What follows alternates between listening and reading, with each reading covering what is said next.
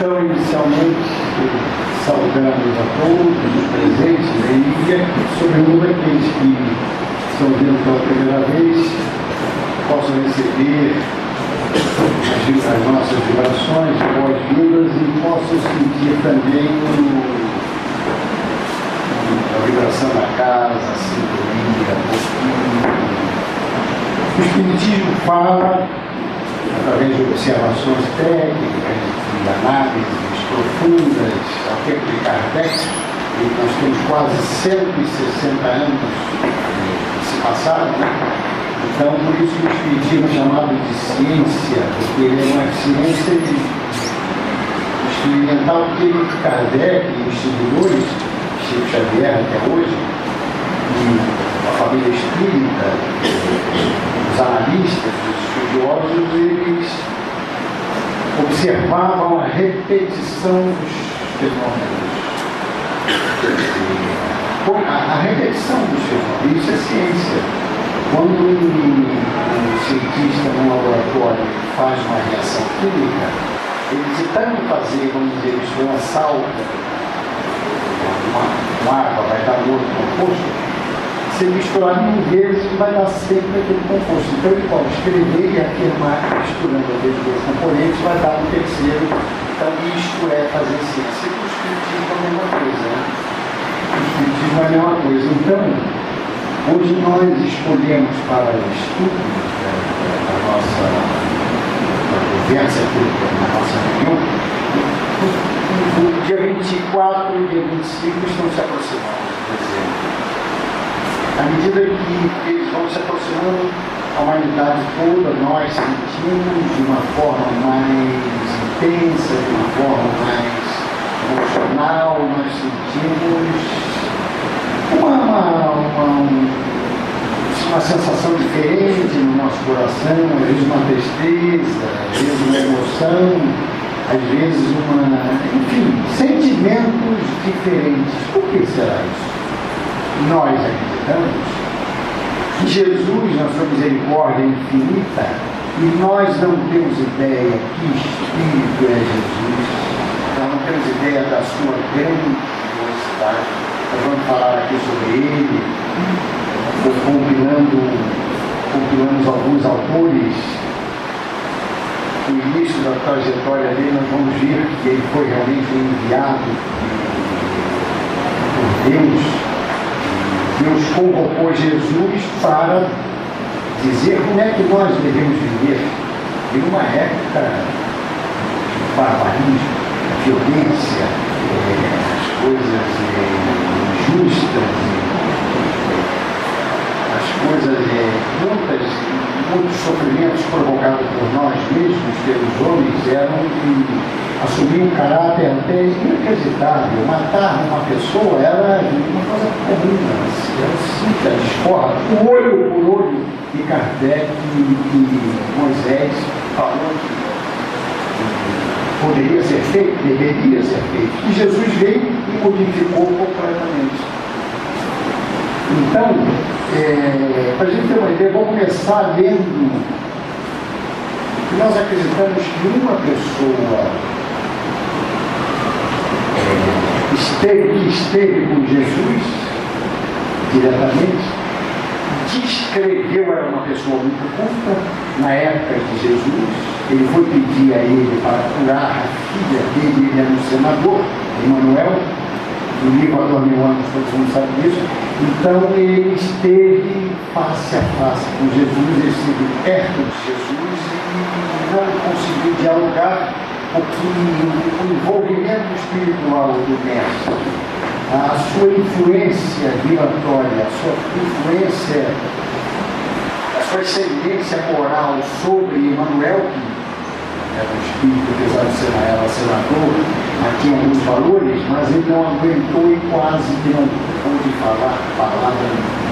Então nós vamos ver. E outra coisa interessante, à medida que o espírito vai crescendo na aquisição de valores espirituais, que o nosso objetivo aqui na Terra, o nosso objetivo na trajetória imortalista que nós somos, espíritos mortais, o nosso objetivo é adquirirmos qualidades espirituais. Pagar coisas débitos do passado, ficar quites com a lei, acrescentar conhecimentos intelectuais para melhorar, aprimorar a nossa inteligência, a nossa capacidade de raciocínio na família, na luta, na vida social, na profissão que nós escolhemos, e com isso nós irmos crescendo espiritualmente. O Chico, por exemplo, quando ele chegava onde ele estava, o ambiente era diferente. Agora imagina com Jesus. E Emmanuel, que estava esperando o mestre para pedir a ele para curar a filha, de repente ele estava com a cabeça baixa, olhando para o chão, emocionado, sozinho num banco. De repente ele começou a sentir uma emoção diferente do coração, uma sensação emotiva, alguma coisa começou a comovê-lo. E ele olhou, observou, quando ele olhou, ele viu uma figura. Eu vou ler aqui a descrição de Emmanuel acerca de Jesus, é pequena, e que Chico Xavier confirmou que é um documento autêntico. Chico Xavier confirmou que este documento acerca do Mestre Jesus é autêntico. Então ele disse assim, ele disse assim: diante de meus olhos ansiosos, destacar a personalidade inconfundível e única. Tratava-se de um homem ainda moço que deixava transparecer nos olhos profundamente misericordiosos uma beleza suave e indefinível. Longos e sedosos cabelos molduravam-lhe o semblante compassivo, como se fossem fios castanhos levemente dourados por luz desconhecida. Sorriso divino revelando ao mesmo tempo bondade imensa e singular energia. Irradiava de sua melancólica e majestosa figura uma fascinação irresistível. Ele orava intensamente. Jesus orava intensamente. Observando que lágrimas copiosas lhe lavavam o rosto, banhado então por uma claridade branca, evidenciando a sua beleza serena e indefinível melancolia.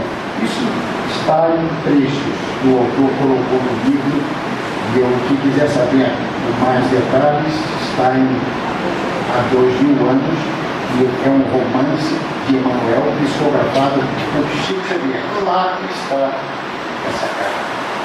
Bom, aquele rosto enérgico e meigo, em que os seus olhos haviam divisado uma auréola de luz suave e misericordiosa nas margens do Tiberíades, que era um rio, né? Estava agora banhado de suor sangrento a manar da fronte, dilacerado, isso na hora da crucificação. Pelos espinhos perfurantes, misturando-se de lágrimas dolorosas, seus delicados traços fisionômicos pareciam invadidos de palidez angustiada e indescritível. Os cabelos caíam-lhe na mesma disposição encantadora sobre os ombros seminus. Todavia, estavam agora desalinhados pela imposição da coroa ignominiosa, a coroa de espinhos que colocaram na cabeça dele. O corpo vacilava, trêmulo a cada vergastada mais forte, mas o olhar profundo saturava-se da mesma beleza inexprimível e misteriosa, revelando amargurada e indefinível melancolia. Esse era Jesus.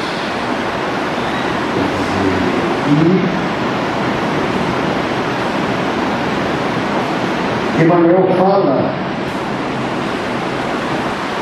sobre ele, perguntaram sobre Jesus, se nós devemos considerar o Velho Testamento como uma pedra angular da velha revelação, qual a posição do Evangelho de Jesus na educação religiosa dos homens? Então, o Espiritismo existe, o Evangelho existe desde a era de Jesus para nos educar religiosamente. Mas então nós temos um compromisso com a religião espírita, com a educação religiosa espírita, que é estritamente individual. Quem tem que me educar sou eu. Quem tem que ser educado sou eu aqui. Senão eu vou ficar com o seu espírito estacionado no campo do progresso espiritual. E isso envolve, quais são as matérias que envolvem a aquisição do progresso da educação do espírito? Que matérias são? Português, inglês, latim? Trabalho, dedicação a alguém, alguma coisa, alguma causa nobre, fidelidade à doutrina espírita, que isso é muito difícil. Fidelidade à doutrina. A pessoa é fiel, ela aderiu à religião espírita de uma forma irreversível, que pode fazer chuva, sol, e ela comparece nos compromissos dos guerreiros pequeninos, simples, singelos, que ela escolheu para se desenvolver na casa espírita, quer dizer, na prática espírita da religião espírita. Então, acontece a cada um de nós, né? Então, Emmanuel, acerca dessa pergunta, ele respondeu: o Velho Testamento é o alicerce da revelação divina. O Evangelho de Jesus é o edifício da redenção das almas. Como tal, devia ser procurada a missão de Jesus, não mais para qualquer exposição teórica. Quer dizer, Jesus não é uma figura folclórica, uma figura folclore mundial, folclore da literatura, dos acontecimentos históricos do mundo. Não. Ele veio trazer uma mudança de comportamento, de ensinar, e deu o exemplo. Por isso ele é mestre, ele é professor, porque só pode dar aula a pessoa que conhece a matéria, determinada matéria. Então, se ela conhece, ela pode dar aula. Por isso ela é chamada de professora. Então, os alunos percebem que ele conhece a matéria e por isso ele dá o exemplo, porque ele fala daquilo que ele sabe. E Jesus, claro, que deu o exemplo. Quando ele foi preso por Caifás, ele foi levado na presença de Caifás, que era um dos políticos, dominadores da época, e Jesus nasceu na época de Herodes. Herodes logo depois morreu, matou. Herodes sabia da profecia de Jeremias, que anos e anos depois de Jeremias ia nascer uma criança lá no Novo Testamento, que ia modificar o mundo. Então, ele preocupado com a aparição dessa criança, que era de Jesus, uma criança, certamente ela virá cheia de poderes que eu desconheço, nós desconhecemos. Então, ele até chamou os magos, o Novo Testamento fala de Mateus, isso está em Mateus e Lucas. Agora, para vocês terem uma ideia, só esses dois evangelistas é que falaram dessa forma que eu estou falando, do início do nascimento de Jesus, o início da sua trajetória. José, o pai, Maria, a mãe de Jesus. Então, os magos sabiam que viram estrelas diferentes, que estavam guiando os seus passos, e eles sabiam que iam ser guiados por essas estrelas, que eram o quê? Eram espíritos. Apareciam de forma brilhante, luminosa, de propósito, para guiar. Agora a gente imagina um planeta, uma estrela, que pode ser um planeta, se deslocar, sair da trajetória dele, igual à terra para acompanhar aquela caravana. Isso não cabe na cabeça de ninguém. Da mesma maneira que Jonas foi engolido pela baleia. Será que a plateia, a glote da baleia, dá para passar o homem? Não dá. Se sentir infiltrado. Foi Jonas que ficou pela baleia, ficou lá dentro da barriga, do estômago, para meditar, porque ele não queria pregar em Nínive, aquela cidade, eu não sei como é que se pronuncia direito, porque ele foi convocado pelos Espíritos para pregar o Evangelho, porque era uma cidade dissoluta demais. Então os Espíritos falavam, vai lá, porque ele era médium, vai lá, prega para eles, senão eles vão desaparecer. Aquele lugar não vou não vou. Não sei o que aconteceu, porque a linguagem do Novo Testamento também é muito metafórica, muito às vezes tem que procurar atrás da letra daquilo que está o sentido daquilo que está escrito. Aí a baleia engoliu ele, ele ficou lá dentro, depois ele pediu perdão, saiu, a baleia expulsou ele, deve ter dado uma golfada, um esguicho maior, porque não aguentou aquele grandão no estômago deles. Aí ele foi e pregou e realmente a cidade, os homens se converteram, se arrependeram e foram salvos. Mas então, os magos, aquilo que em Mateus não fala os reis magos, só fala os magos,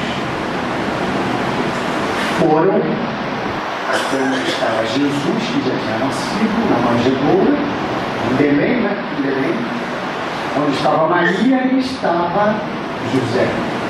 Aí deixaram os incensos, deixaram os presentes, aquela coisa toda, né? Que nós fazemos até hoje, né? Só que eles se lembravam mais fortemente do mestre, que estava aquele pequenininho. Aí voltaram. Quando voltaram, Herodes, que sabia, chamou os magos e falou assim, olha, me diga onde que está o menino, me diga, porque eu quero vê-lo para ir lá e adorá-lo também. Herodes, só que Herodes estava com segundas intenções. A adoração que ele falou que ia fazer era matar Jesus. Aí os magos foram. Quando eles foram, bom, Maria e José, a gente vê a ascendência, a gente vê a proteção espiritual sobre todos nós, sobre a humanidade inteira, continuadamente. Jesus e Maria, todo mundo sabe, foram guiados por quem? Quem souber, ela vai dar uma coleção de livros encadernados. José e Maria para irem para a estrebaria, porque duas estalagens, duas hospedarias não estavam lotadas e não aceitaram José nem Maria, que estava grávida, pronta para dar luz. E os donos da hospedaria começaram a olhar Maria, que era uma criatura lindíssima, era uma criatura. O Chico Xavier fala que naquela época era a moça mais bonita da face da terra. Tem até mais que esse livro por aqui no final dela, tem a figura dela aqui para eu mostrar. É um quadro, um retrato conhecido. O Chico Xavier, através de um fotógrafo e pintor de São Paulo, ele desenhou, vejam quem foi o Chico Xavier.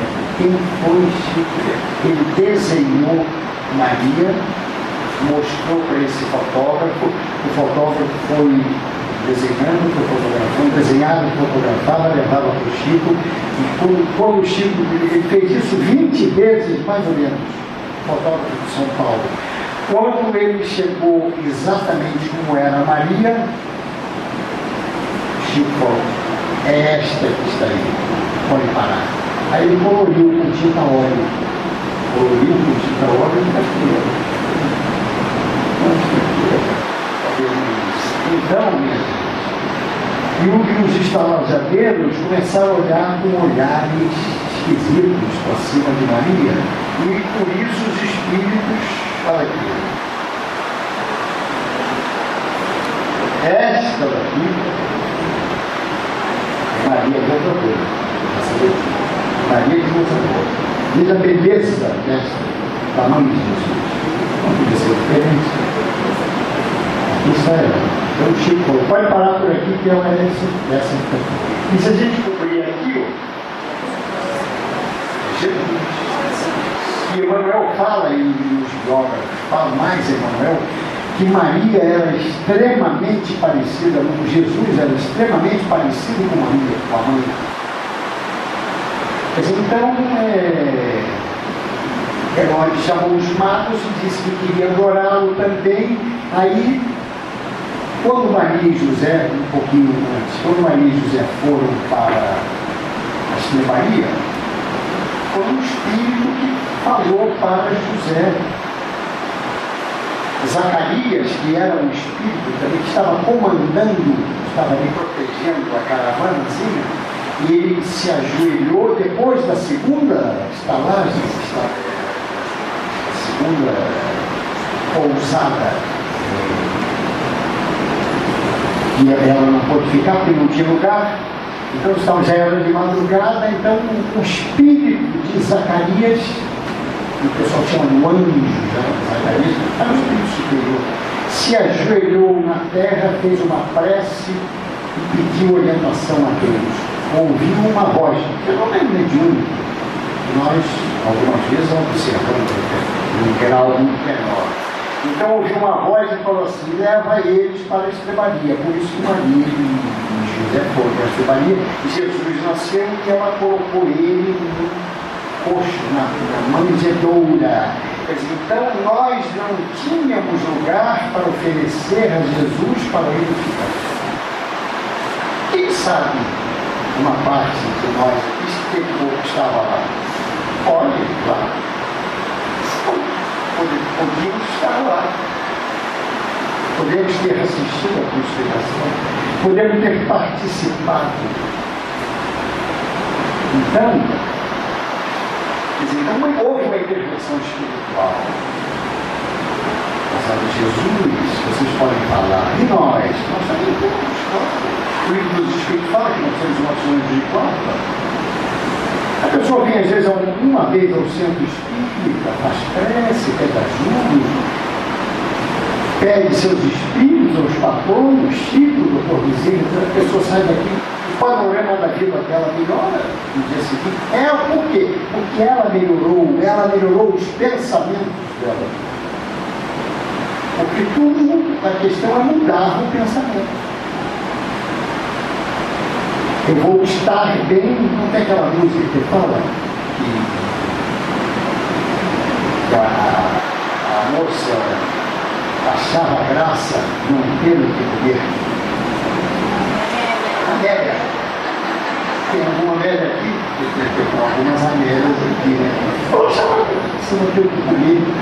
Tem muita esposa que o marido fuma e às vezes ele desorganizado, joga cigarro no chão. Eu conheci um assim. Joga cinza, papel, aí ela se abaixa para apanhar. Ótimo, ela está fazendo ginástica. Ela deve agradecer.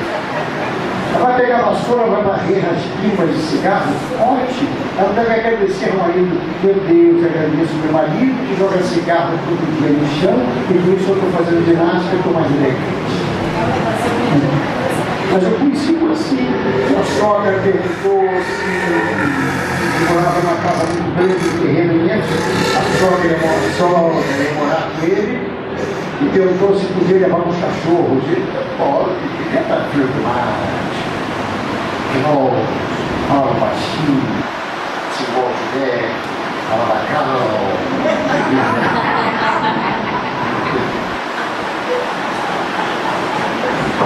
E Moro Tadinho me chamava de Moro Tadinho. Moro Tadinho ficava cagado no cigarro, ficava olhando para o alto e o irmão olhando para ele, querendo que a resposta logo, a continuação da frase, porque não sei quem.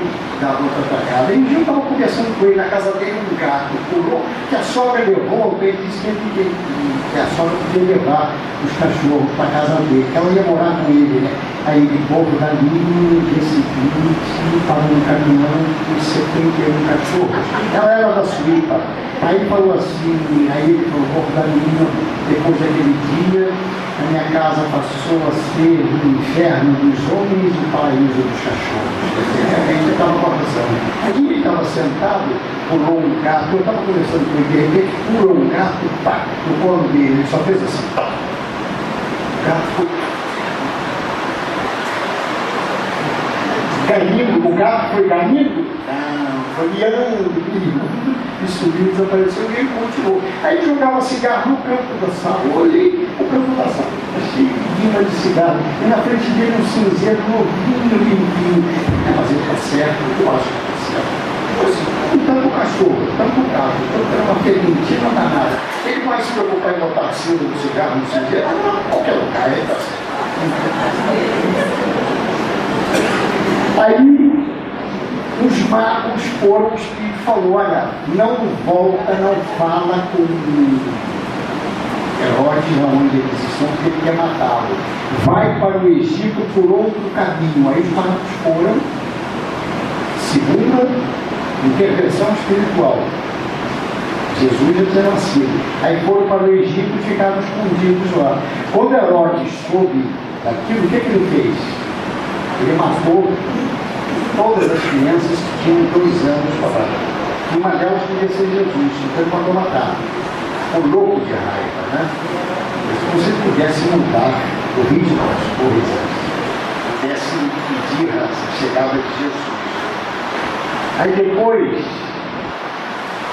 onde Jesus foi nascendo, foi crescendo, 12 anos, começou a trabalhar com o pai. Aos 12 anos ele foi para o templo, começou a ensinar os sacerdotes, ficaram surpresos com as respostas que ele dava, as perguntas que ele fazia, né? Então, até que Maria viu que ele tinha sumido, o pai e a mãe foram atrás dele e ele estava lá no templo ensinando a ele. Bom, quando ele chegou depois ele conheceu João Batista, o primo dele, e Jesus falou, me batize. Eu sou indigno de limpar o pó da tua sandália, como é que você que tem que me batizar? Eles eram primos, João Batista, que teve a cabeça atemporada por Salomé, que gostava dele, mas não queria nada com ela, e pediu ela pediu a cabeça dele e ele foi degolado. Mas por que ele foi degolado? Todo mundo sabe que ele tinha sido Elias, e Elias degolou 80 sacerdotes, os chamados sacerdotes de Baal. Isso está no Velho Testamento. Quer dizer, é o princípio da reencarnação, é a prova da reencarnação. Quer dizer, aí Jesus começou a curar. Jesus chamou 4 apóstolos inicialmente, chamou 4 apóstolos, João e Tadeu, que eram irmãos, Tiago e Pedro, e começou a curar. Então começou a curar paralíticos, começou a curar cegos, leprosos, e quando nós íamos no Chico Xavier, quando ele estava lá no centro, no auge da psicografia dele, eram 500, 400, 600 pessoas naquele centro.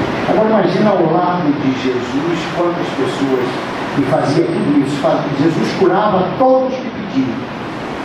Eu não li nada, eu até convido porque me deu uma passagem que ele não tivesse podido, ou não tivesse querido curar alguém, que me traga para ele, para anotar, para saber onde ele está escrito. Ele curou todo. Então imagina uma pessoa com esses poderes, esses dotes espirituais de cura, curando todos os dias várias pessoas doentes e consolando os pobres. curando os obsediados, afastando maus espíritos, etc. Então tudo isso ele fazia. Então a multidão cada vez ia aumentando mais, de 5 ou 6 cidades, da Galileia, de Jerusalém, de Betânia, de Egito, da Síria, tudo que é lugar ia gente, aquela multidão, e aonde ele ia aquela multidão atrás. Então,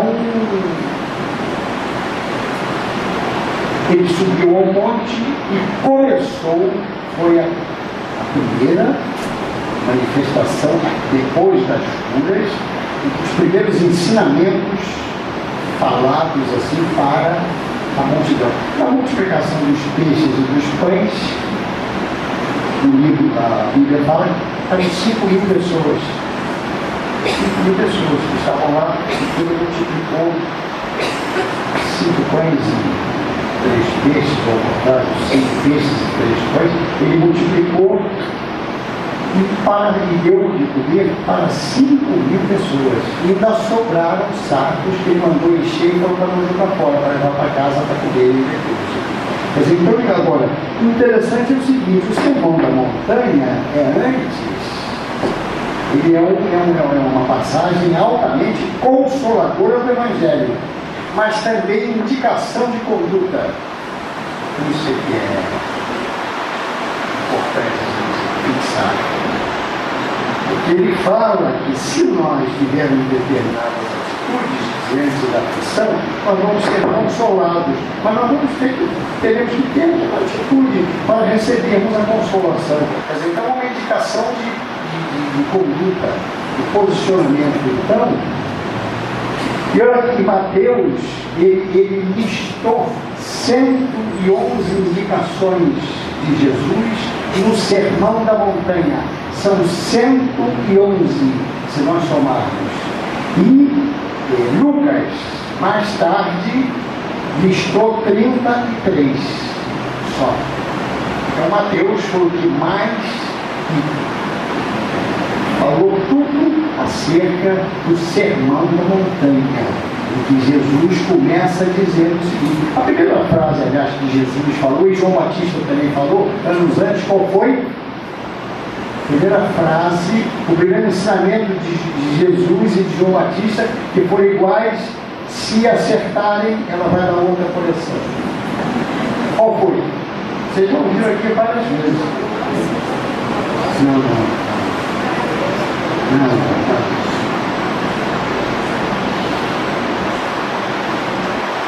É uma recomendação clássica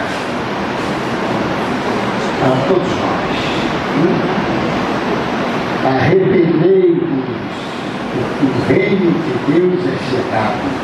Foi o primeiro ensinamento de Jesus, no início do Sermão da Montanha. Depois ele começou a falar, entendeu? Depois ele começou a falar. Bem-aventurados os pobres de espírito, porque deles é o reino dos céus. Aí continuou. 2. Bem-aventurados os que choram. Eu não vou ler as 111, só mais 98. Bem-aventurados os que choram, porque eles serão consolados. Quer dizer, mas só que... O que é pobre de espírito? Tem muita gente que acha que fulano levou uma bofetada, foi ofendido pelo outro, ficou calado e não disse nada. Ele é um pobre de espírito. É isso?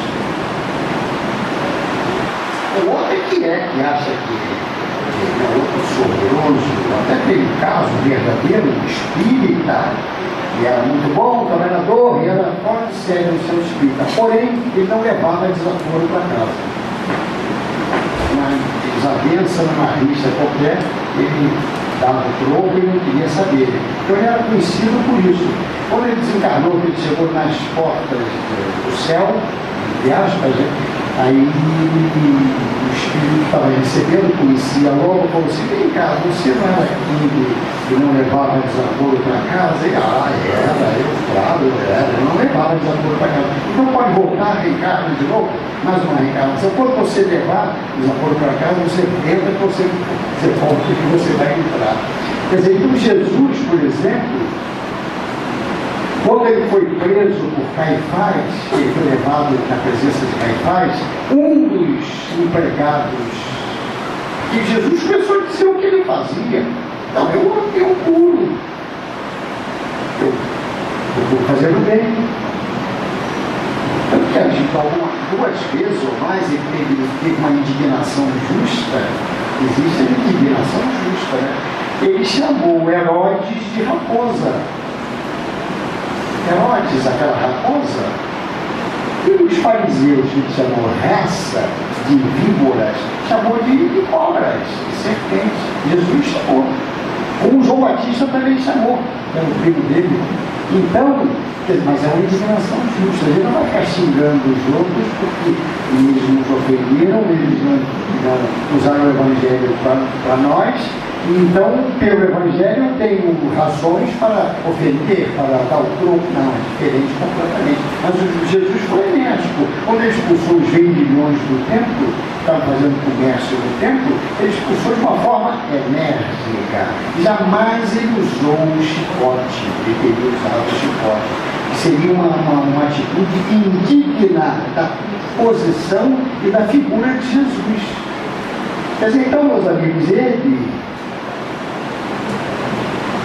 falou no monte, o Sermão da Montanha, todinho, 111 itens, e depois desceu do monte e acabou. Aí começou curou o cego, curou a hemorroísa. Foi, em 3 anos, ele cumpriu a trajetória toda que ele ensinava.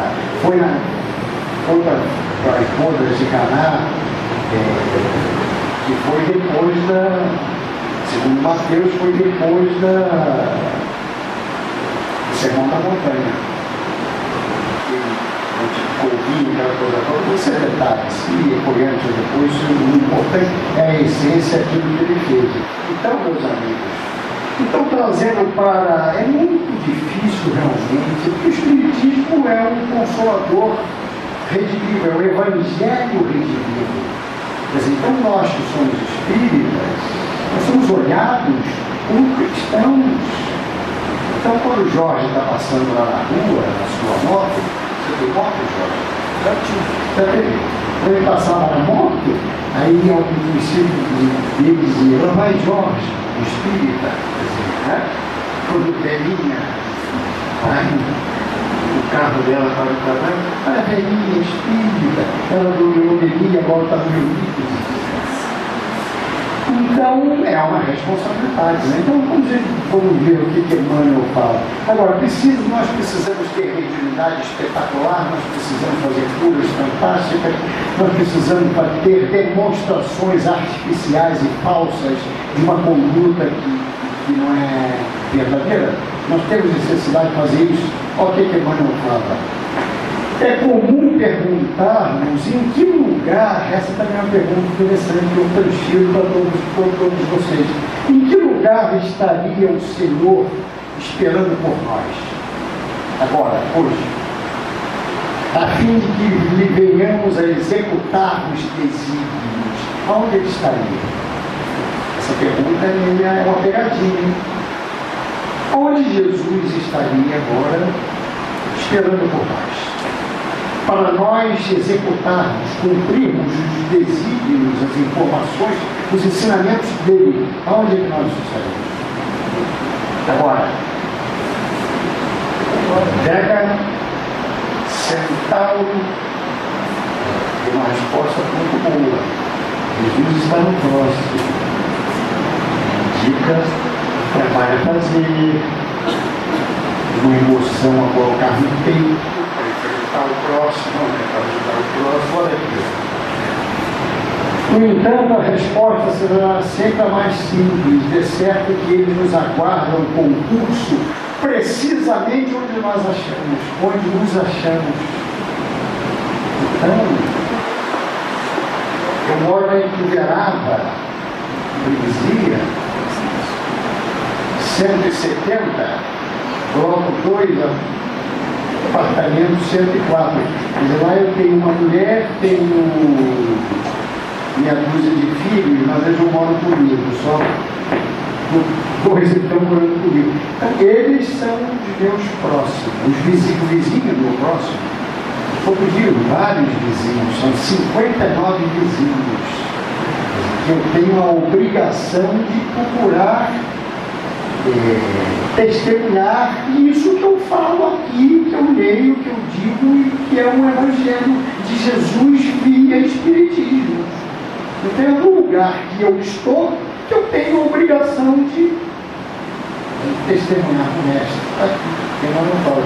Bom, entendendo-se que o amigo sublime conta conosco, então, Jesus conta conosco, que coisa. Eu achava que ele não valia nada, que é uma pessoa inexpressiva, como ele conta comigo, está escrito aqui que conta, Emmanuel. Então ele conta com todos nós, olha aqui, todos nós. Aquelas moças bonitas que estão atrás, os rapazes simpáticos, todos, não quer dizer, não há saída. Está escrito aqui. Emmanuel, que é uma autoridade no assunto, ele escreveu. Bom, conta conosco para atendê-lo, desincumbindo-nos da melhor maneira do dever que se nos atribui, principalmente em obedecendo às determinações. Olha as determinações de Jesus: nada a reclamar. Outro dia eu estava com uma amiga no carro, por acaso o meu carro tem ar refrigerado, minha mulher me ajudou, onde o carro tem ar refrigerado não é nada demais, eu só tenho então eu estava com o carro com ar refrigerado ligado, estava bom, maravilha, que calor, ué, só lá fora, e aqui está bom, não é verdade? Mas então é um problema do hábito de nós criarmos, todos nós temos esse problema. Então, Emmanuel, Jesus repete a gente não reclamar, nada a reclamar. Em vez que isso nos colocaria na posição de quem estivesse acolhendo a vida como um fardo, ao invés de uma bênção. Aquela mulher que mandou enterrar um escravo com a cabeça do lado de fora, busuntou mel, e ele ficou cheio de formiga e inseto, e mordendo ele, e agora imagina, sem dar comida nem água para ele beber, e ele antes de morrer, ele gritou: escravo, se existe vida, eu vou me vingar. No dia seguinte ele morreu. Anos depois, o Chico recebe 3 irmãs, uma delas obsediada que comia vidro. Comia vidro picado. Todo dia, o dia inteiro, sangrava a boca, sangrava tudo, tinha que fazer cirurgia, tinha que não sei o quê. Era aquela fazendeira obsediada, completamente obsediada pelo escravo. E ela enterrou e deixou a cabeça só por fora. Agora, foi Deus que castigou? Ela fez isso. Que criou essa situação. Então, olha aqui, ó. Então, o sofrimento, a dificuldade é uma bênção. A vida de Cristo, o calor, o Rio de Janeiro, não podia estar no Iraque. Tem uma bomba, mata 40, 30, então aqui é uma bênção, né? Orar, viver. Reconheçamos, então, estou quase acabando, a condição divina vai preparar. Eu tenho divino subindo. Mas a pessoa já não está ela vai preparando um poema que eu queria falar. Eu queria falar, mas eu perdi, vocês me desculpem, o meu roteiro, porque eu sou um espírito arrastado, um espírito perturbado. Eu achava, quando eu peguei esses livros, que eu tinha trazido o roteiro. Eu consegui ter o carro porque eu não tinha trazido nada. Ficou em casa, com um roteiro que eu demorei 3 ou 4 dias para fazer uma palavra. Aí eu falei: meu Deus, por que eu sou perturbado? Por que eu sou? Fiquei pensando ali fora, assim, ele pode ter sumido o roteiro, ele tem para o pano, não achei o roteiro. Eu falei: você vai fazer a palestra para mim aqui. Então, eu ia arrematar com uma poesia, Carmen Cira, que fala sobre Jesus. Mas, por sorte, toda ela, a letra toda da poesia musical, só em parte. Toda letra dessa. Então, toda letra desta poesia que eu ia falar no final da palestra sobre Jesus, a Angelina Coral sabe. Então, eu encerro aqui pedindo, agradecendo a todos, prometendo que pedindo para quem marca as palestras me marcar só para 6 meses e eu vou escrever na minha agenda não esquecer roteiro, várias vezes para não esquecer dele. Mas então vocês vão ouvir a poesia que eu queria, mas vai ser muito legal para vocês que vocês vão ouvir a poesia musicalmente.